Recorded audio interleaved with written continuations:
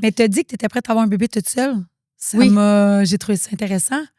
Moi, j'avais déjà annoncé à ma famille puis tout.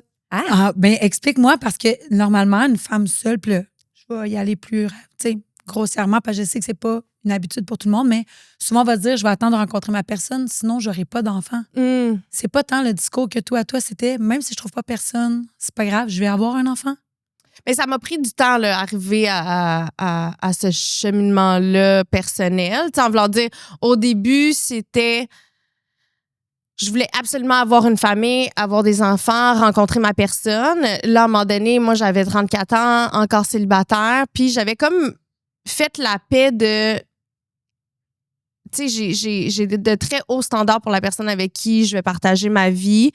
Je veux aussi être cette personne-là pour mon partenaire, mais pour moi, je veux pas faire de compromis. Tu sais, je viens d'une famille où est-ce que, tu sais, mes parents sont divorcés, puis c'est vraiment pas quelque chose que je veux recréer. Puis les hommes que je rencontrais dans ma vie, ben je trouvais que ça faisait un peu dur, tu sais. Je veux dire ça, honnêtement. C'est bien correct. Puis j'étais pas prête justement à faire de compromis là-dessus. Tu sais, mes amis étaient comme, ben oui, mais tu sais, ça n'existe pas l'homme parfait. Non, je comprends, là, mais il faut au moins qu'il soit un bon mari puis un bon père pour mes enfants. Là, Oui. tu sais, c'est le strict minimum pour moi. Donc, c'est ça.